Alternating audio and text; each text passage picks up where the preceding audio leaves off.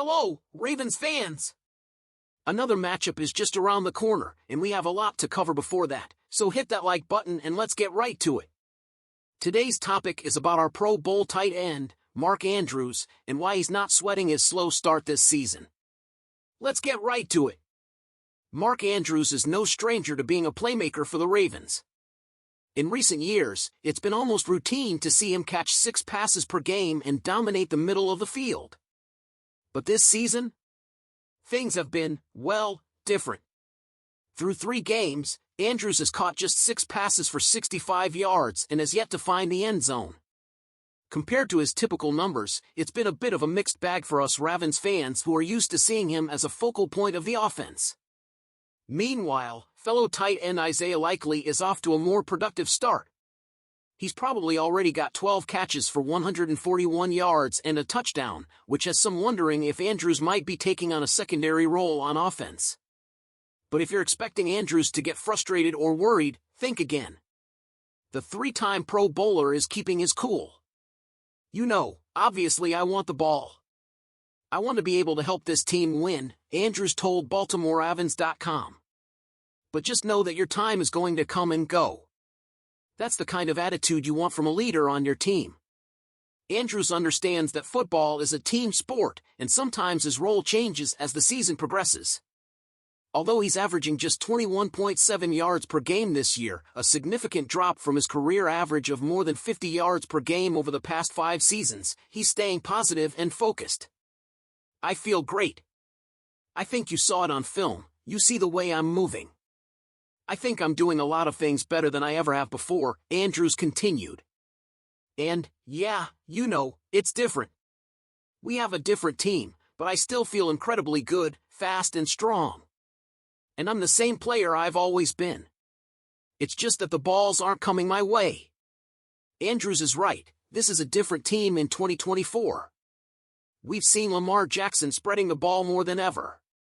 With the emergence of rookie wide receiver Zay Flowers, who leads the team with 25 targets, and the addition of running back Derrick Henry, the offense has become more dynamic. Jackson and Henry have combined for 91 rushing attempts in just 3 games. That means there's less focus on the tight end position in the passing game, at least for now. But let's not jump to conclusions. Andrews' slow start is no cause for panic. In fact, he's not alone. Just look at the numbers of other top tight ends around the league. Travis Kelce, who has been a nightmare for defenses with the Chiefs, has just 8 catches for 69 yards this season. And Sam Laporta, coming off a stellar rookie year with the Lions, has just 8 catches for 94 yards so far. It's been a strange season for tight ends across the league, and Andrews has elite company in this slow start. The good news is that Andrews is healthy and confident in his abilities. He's just waiting for his opportunity, and when it comes, we know he'll deliver like he always has.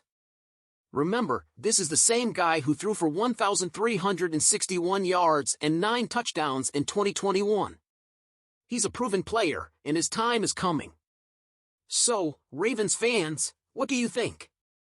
Do you see Mark Andrews bouncing back and becoming a key factor in the offense again, or is this the beginning of a shift in how Baltimore utilizes its weapons? Is Lamar Jackson simply getting used to his new targets, or should we be a little more concerned about Andrews' production? We have a big matchup coming up this week against the Buffalo Bills, and the final injury report just came out, giving us a much clearer picture of what to expect on Sunday night. So, let's break it down. First off, it's a bit of a mixed bag on the injury front, but there's definitely some good news for the Ravens. After a few weeks of uncertainty, it's great to see some positive updates heading into this crucial Week 4 matchup. We all know that if Baltimore is going to beat the undefeated Bills, they're going to need everyone on the field at full capacity. Now, let's get into the details. Starting with the offensive line, it's been a bit of a revolving door with all the injuries piling up early in the season. Heading into Wednesday's initial injury report, we were seriously concerned.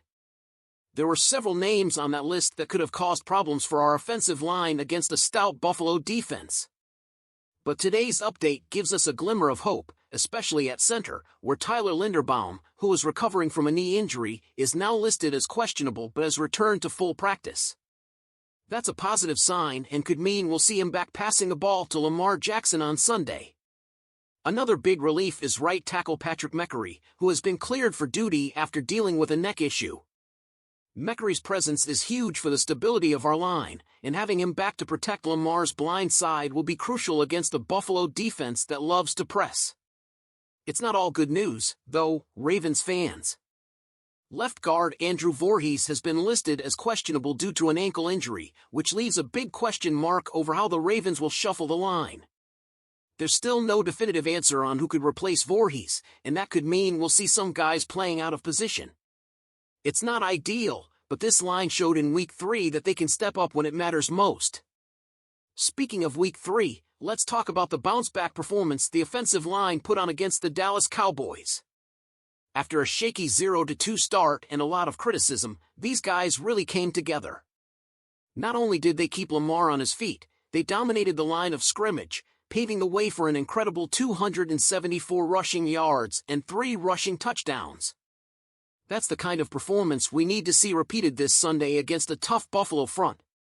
And don't forget Daniel Faalele. After being pushed to right tackle and struggling a bit early on, he had his best game yet against Dallas. No sacks allowed, and he even got some praise from Lamar Jackson himself. That's the kind of growth and confidence we need to see continue, especially with so many other question marks in play. On the defensive side, there's more good news. Linebacker Roquan Smith just completed his second full practice in a row, which means he's trending toward being fully ready to play on Sunday night. Smith's presence is huge for this defense, especially against a dynamic Bills offense led by Josh Allen.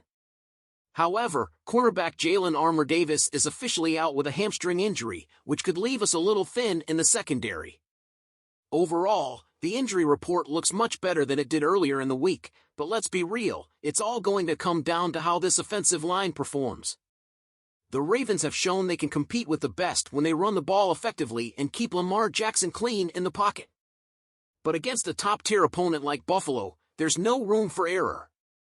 Baltimore's offensive line is going to be under the microscope. Can they build on last week's success and give Lamar the time and space he needs to make plays? Or will they struggle again like they did the first 2 weeks of the season? The answer to that question could decide the outcome of this game. So, Ravens fans, what do you think? Do you believe the offensive line will outperform expectations and keep the team on track? Or are you concerned about the turnover and the potential for more injuries? Let me know what you think in the comments below. And as always, if you enjoyed this video, please like, subscribe, and hit the notification bell to stay up to date with everything that happens around here. Go Ravens!